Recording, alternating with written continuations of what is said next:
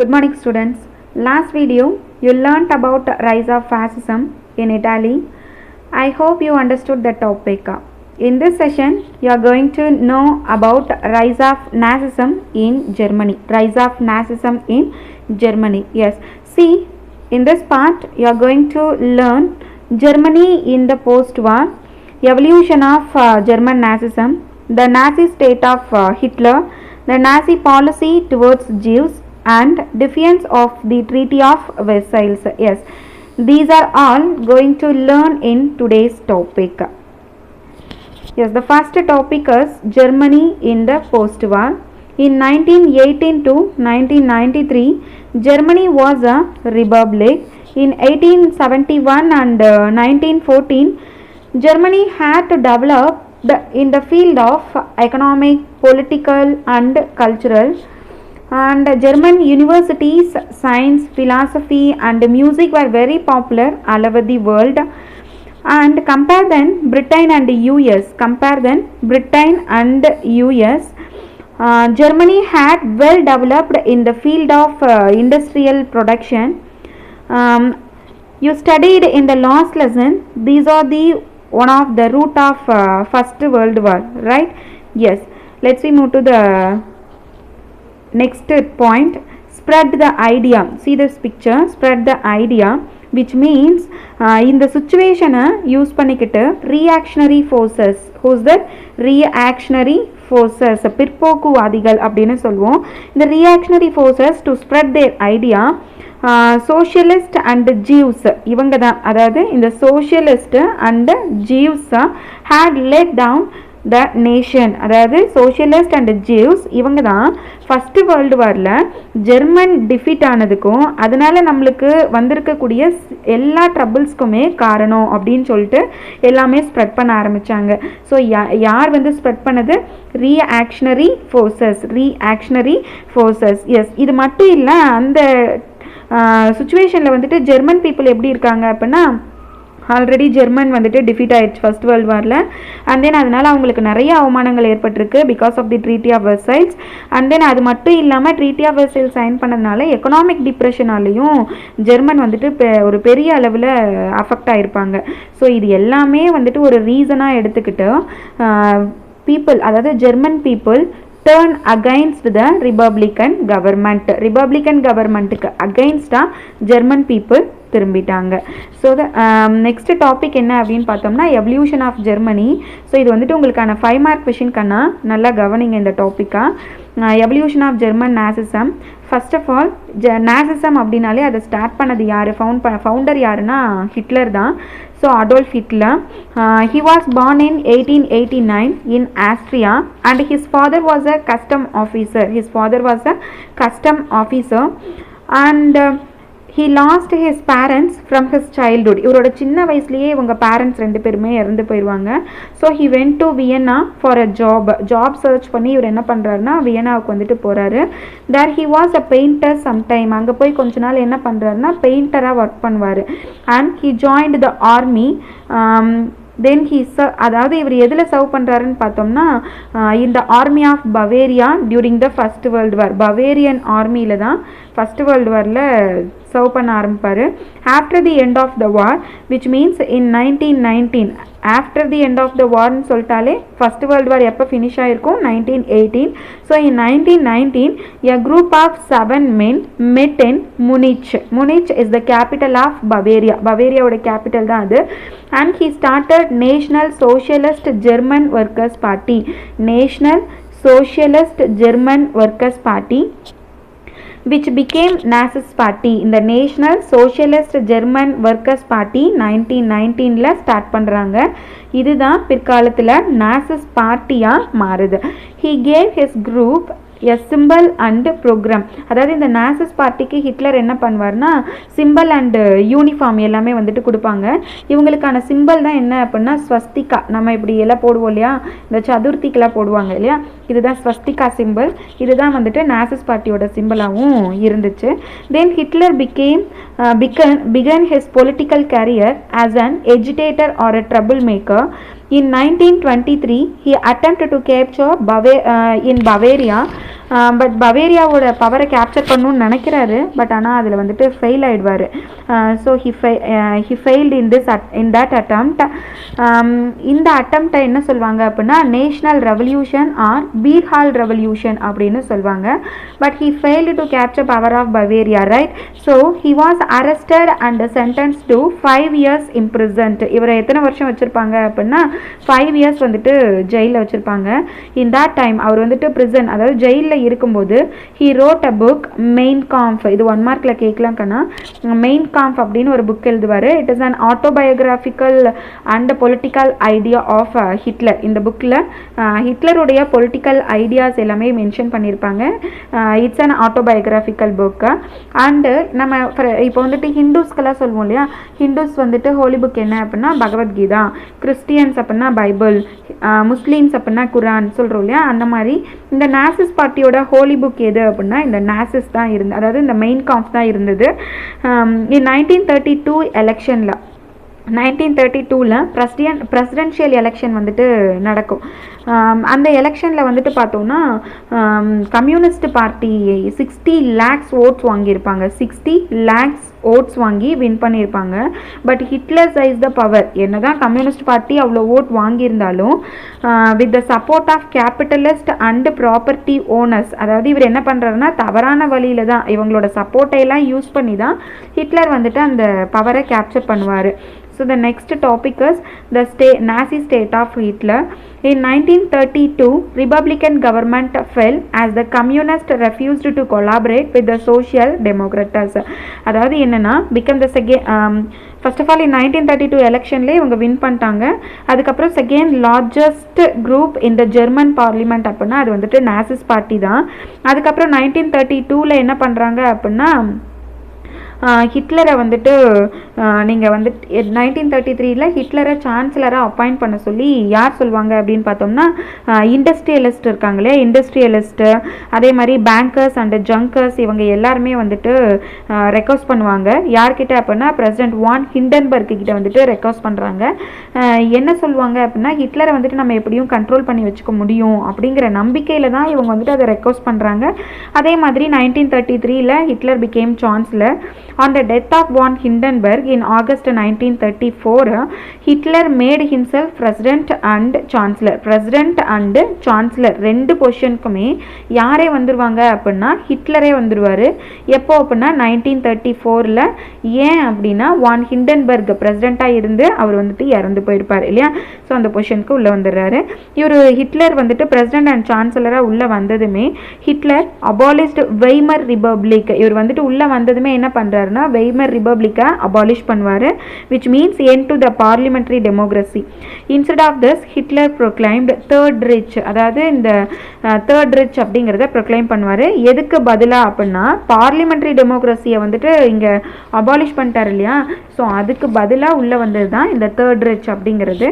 தென் Hitler introduced new flag, அதாவது ஒரு flag அவங்களோட குரூப் இங்கே நாசிஸ் பார்ட்டிங்கிறது ஃபார்ம் ஆயிருக்கு இல்லையா. ஸோ அதனால் அதுக்கான ஃப்ளாகை வந்துட்டு இவர் வந்துட்டு இன்ட்ரடியூஸ் பண்ணுறாரு. அதில் ஸ்வஸ்திக் சிம்பிள் வந்துட்டு கொடுத்துருக்கோம். நான் ஆல்ரெடி ஸ்வஸ்திக் சிம்பிள் சொல்லியிருந்தேன் இல்லையா, இப்படி போட்டிருக்கோம் அப்படின்னு சொல்லிட்டு. எஸ், இந்த ஸ்வஸ்திக் சிம்பிள் இருக்கக்கூடிய நியூ ஃப்ளாகை இன்ட்ரடியூஸ் பண்ணாங்க. தென் அது மட்டும் இல்லை, all political parties declared illegal. All political parties were declared illegal except Nazis party. Nazis பார்ட்டியை தவிர மீது எல்லாமே சட்டத்திற்கு விரோதமானது அப்படின்னு சொல்லிட்டு இவர் வந்துட்டு டிக்ளேர் பண்ணிடுவார்.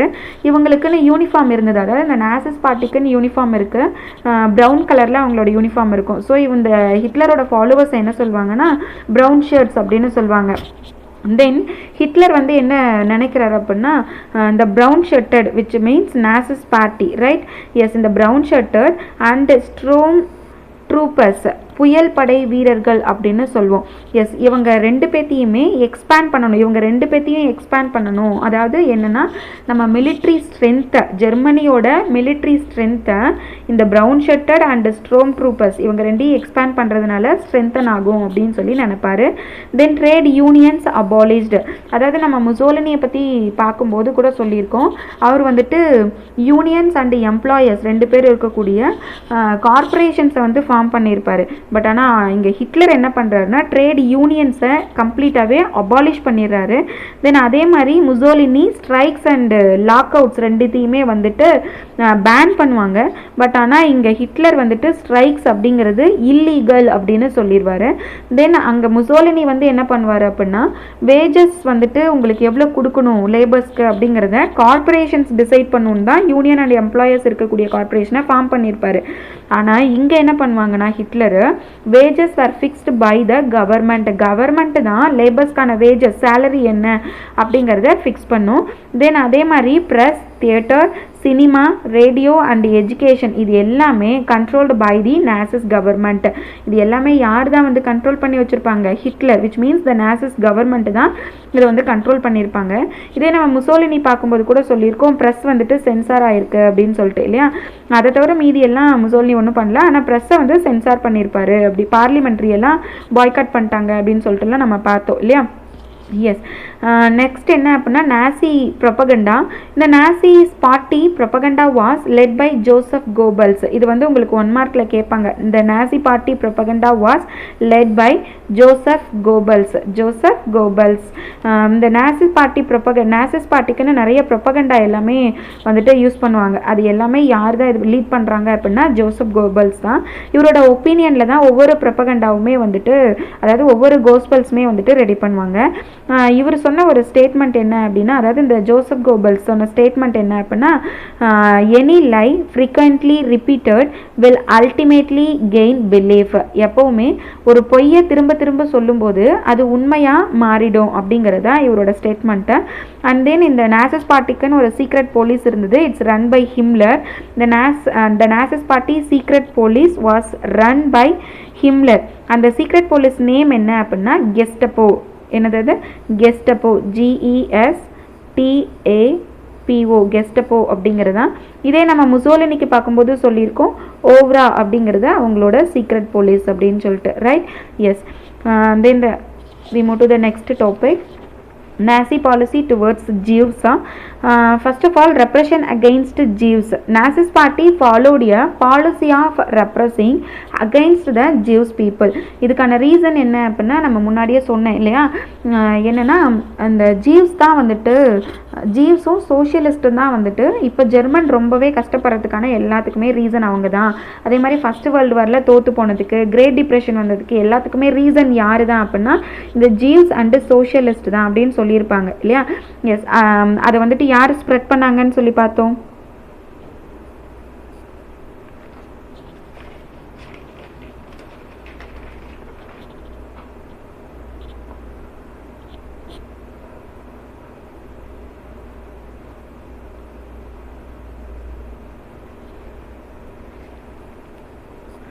ரியாக்ஷனரி ஃபோர்ஸஸ் யார் ஸ்ப்ரெட் பண்ணாங்க? ரியாக்ஷனரி ஃபோர்ஸஸ் வந்துட்டு ஸ்ப்ரெட் பண்ணாங்க அப்படின்னு நம்ம பார்த்தோம் இல்லையா. Yes, Hitler government followed policy of repressing Jewish people against the Jewish people, which means according to the policy of repressing Jews removed from the government பொசிஷன்ஸ்லேருந்து அவங்கள remove பண்ணிட்டாங்க Jeev people எல்லாத்தையுமே. And then யூனிவர்சிட்டிஸில் யாரையும் படிக்க விடலை, ஜீவ்ஸ் பீப்புள் யாரையும் படிக்க விடலை. And then இவங்களுக்கான சிட்டிசன்ஷிப் குடியுரிமையையும் வந்துட்டு பறிக்கப்பட்டுருச்சு. ஸோ இது எல்லாமே ஜீவ்ஸ்க்கு அகெயின்ஸ்டாக ஃபாலோ பண்ண பாலிசி தான் பாலிசி ஆஃப் ரெப்ரெஸிங் அப்படிங்கிறது. After the outbreak of second world war, 2ஆம் உலகப் போர், அதாவது 1939 தான் இந்த second world war outbreak ஆகிருக்கும். இந்த டைமில் என்ன ஆகும் அப்படின்னா கான்சன்ட்ரேஷன் கேம்ப்ஸ்க்கு இந்த ஜூஸ் எல்லாத்தையுமே கூட்டிகிட்டு போயிடுவாங்க. அங்கே எப்படி இருக்கும் அப்படின்னு பார்த்தோன்னா எலக்ட்ரிக் ஃபென்சஸ், அதாவது மின்கம்பி வேலி போடப்பட்ட ஒரு இடத்துல வந்துட்டு இவங்க எல்லாத்தையுமே அடைச்சி வச்சுருப்பாங்க. உயிர் வாழ்கிறதுக்கு தேவையான அளவு கூட நம்மளுக்கான ஃபுட்டை கொடுக்காம அவங்க எல்லாத்தையுமே ஃபோர்ஸ்டு லேபராக தான் ஜீவ்ஸை வந்துட்டு யூஸ் பண்ணிக்கிட்டாங்க. தென் அது மட்டும் இல்லாமல் கேஸ் சாம்பர்ஸ் எல்லாத்தையுமே ஓப்பன் பண்ணிடுவாங்க. அதாவது ஒரு இண்டஸ்ட்ரிக்கு வந்துட்டு கூட்டிகிட்டு போயிட்டு அந்த இண்டஸ்ட்ரியில் அடைச்சி அங்கே இருக்கக்கூடிய சாம்பர்ஸ் எல்லாத்தையுமே ஓப்பன் பண்ணுறது, அதாவது விஷவாயு தாக்குதல் அப்படின்னு சொல்லுவாங்க இல்லையா, அந்த மாதிரி அந்த கேம்பில் திறந்து விட்டுறாங்க. ஸோ அதனால் என்ன ஆச்சு அப்படின்னா 6 மில்லியன் ஜீவ்ஸ் வந்துட்டு இதில் இறந்து போயிருப்பாங்க.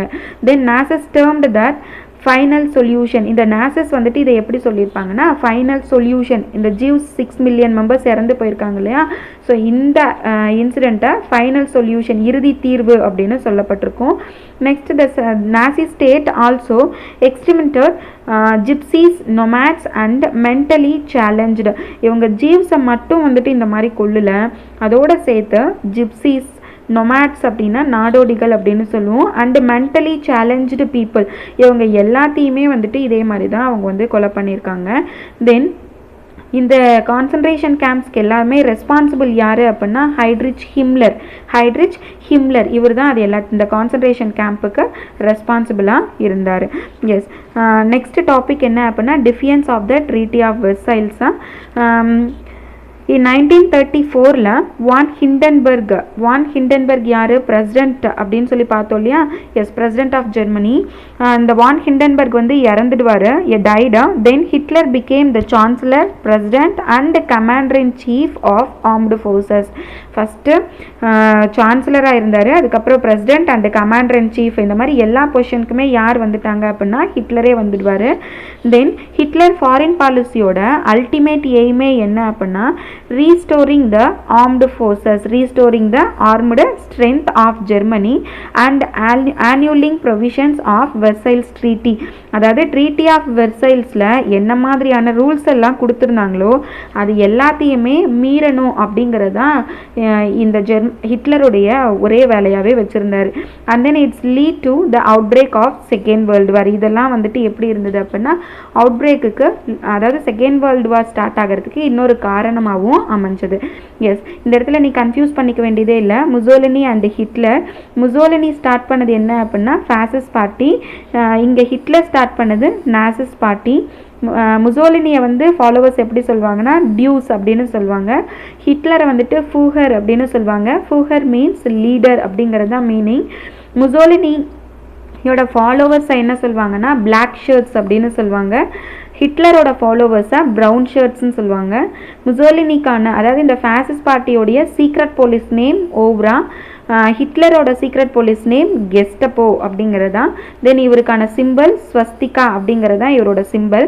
தென் இங்கே நம்ம பார்த்தோன்னா முசோலினி வந்து என்ன பண்ணியிருப்பாருன்னா ரிலீஜியஸ் டீச்சிங்கை வந்துட்டு கம்பல்சரின்னு சொல்லியிருப்பார். ரிலீஜியஸ் டீச்சிங் வந்துட்டு கம்பல்சரின்னு சொல்லியிருப்பாங்க. ஹிட்லர் வந்துட்டு எஜுகேஷனில் நாசஸ் எஜுகேஷன் வந்துட்டு ரொம்ப இம்பார்ட்டண்ட்டாக இங்கே கொடுத்துருப்பாங்க. அதே மாதிரி நாசஸ் டீச் பண்ணக்கூடிய நாசஸ் பார்ட்டியில் இருக்கிறவங்களே தான் இங்கே டீச்சர்ஸாகவுமே அப்பாயிண்ட் பண்ணியிருப்பாங்க. தென் ஓகே, இப்போ நம்ம நெக்ஸ்ட் டாபிக் போயிடலாம். Anti colonial moments and decolonisation process in Asia. இப்போ இந்த டீகாலனைசேஷன் அப்படின்னா ஃபஸ்ட்டு என்னன்னு பார்ப்போம். Decolonization, it is a process through which colonial powers transferred institutional and legal control over their colonies to the indigenous nationalist government. இதை எப்படி ஷார்ட்டாக first டீகாலனைசேஷன்னா என்ன அப்படின்னு பார்த்தோன்னா institutional and legal control transferred, institutional and legal control transferred to the nationalist government by colonial powers. அவ்வளோதான்.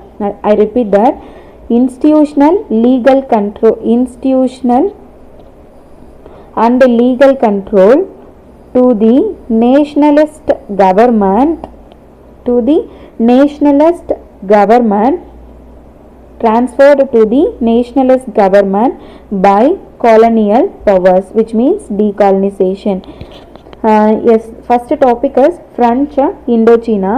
இந்தோச்சீனா அப்படின்னாலே first இன்றைக்கி எந்தெந்த பிளேஸ்லாம் சேர்ந்தது இந்தோச்சீனா அப்படின்னு பார்த்தோன்னா கம்போடியா, லாவோஸ் அண்ட் வியட்நாம். இந்த பிளேஸ், இந்த மூணும் சேர்ந்தது தான் இந்தோ சைனா அப்படின்னு சொல்லுவோம். Cambodia, Laos and Vietnam. In 1887 French occupation start ஆனதுலேருந்து, அதாவது இந்த இந்தோச்சீனாவை கம்போடியா, லாவோஸ், வியட்நாம் இந்த மூணு பிளேஸையும் 1887 ஃப்ரெஞ்சு ஆக்குபை பண்ணியிருப்பாங்க. இவங்களோட ஆக்குபேஷன் பிகினிங்கில் இருந்தே இந்த இந்தோச்சீனா வந்து அவங்களோட எதிர்ப்பை காட்டிக்கிட்டே இருப்பாங்க. ஃப்ரெஞ்சு லாங்குவேஜ் அண்டு கல்ச்சர் இது எல்லாமே அவங்க மேலே டம்ப் பண்ணுறதா அவங்க வந்துட்டு நினச்சிக்கிட்டாங்க. பட் இருந்தாலும் Indochinese learned the ideas of revolution from France. Ideas of revolution, புரட்சிக்கான சிந்தனைகள் இருக்கும் இல்லையா, ஸோ அந்த மாதிரி தாட்ஸ் ஐடியாஸ் எல்லாத்தையுமே யார்கிட்டேருந்து லேர்ன் பண்ணிக்கிட்டாங்க, ஃப்ரம் ஃப்ரான்ஸு. அண்ட் தென் ஃப்ரான்ஸ்க்கு சப்போர்ட் பண்ணி கிட்டத்தட்ட இண்டோ சைனீஸ் வந்துட்டு 1 lakh Indo Chinese participated in the first world war, fought against the central powers, which means இப்போ ஃப்ரான்ஸ் வந்து யார் பக்கம் இருந்தாங்க, அலைடு டீம் பக்கம் தான் இருந்தாங்க இல்லையா. ஸோ யாருக்கு அகெயின்ஸ்டாக இப்போ இந்தோ சைனீஸ் ஃபைட் பண்ணியிருப்பாங்கன்னா சென்ட்ரல் பவர்ஸ்க்கு அகெயின்ஸ்டாக தான் ஃபைட் பண்ணியிருக்காங்க. Nearly 1 lakh Indo Chinese participated in the first world war. In that war how the French had fought and suffered in first world war. first world warல French people எந்த அளவுக்கு எப்படியெல்லாம் fight பண்ணாங்க, எப்படியெல்லாம் suffer ஆகியிருக்காங்க அப்படிங்கிற first hand நாலேஜோடு தான் அவங்க ரிட்டன் அவங்களோட நேஷனுக்கு போயிருக்காங்க. ஃபஸ்ட் ஹேண்ட் நாலேஜ் அப்படின்னு எடுத்துக்கும் போது இதில் 2 டைப் சொல்லலாம். ஒன்று என்னென்னா ஃபஸ்ட் ஹேண்ட் நாலேஜ் அப்படிங்கிறது, இன்னொன்று செகண்டரி. ஃபஸ்ட் ஹேண்ட் அப்படின்னா நம்ம நேராக பார்த்து தெரிஞ்சுக்கிறது, இன்னொன்று செகண்ட் ஹேண்ட் அப்படிங்கிறது பார்த்தோன்னா படித்தோ இல்லை யாரோ சொல்லியோ கேட்டு தெரிஞ்சுக்கிறது இல்லையா. ஸோ இவங்க பார்ட்டிசிபேட் பண்ணியிருக்காங்க ஃபர்ஸ்ட் வேர்ல்டு வாரில், இண்டோ சைனீஸ் பார்ட்டிசிபேட் பண்ணியிருக்காங்க.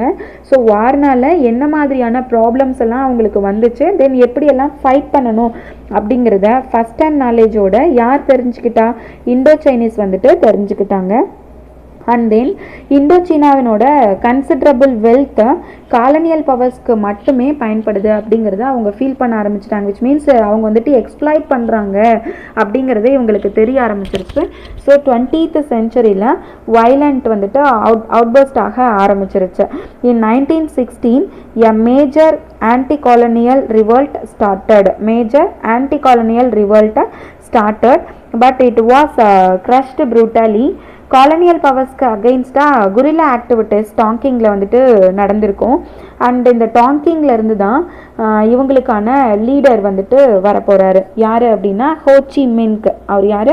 ஹோச்சி மின்க் அப்படிங்கிறவர் தான். He was born in Tonking. At the age of 21, he worked at a hotel in London and he went to Paris. And there he participated in the Paris Peace Conference in 1919. In that ஹோச்சி மின்க் Vietnam இண்டிபெண்டன்ஸ்க்காக ஒரு பெரிய ஆதரவை வந்துட்டு Paris piece கான்ஃபரன்ஸில் திரட்டினார்.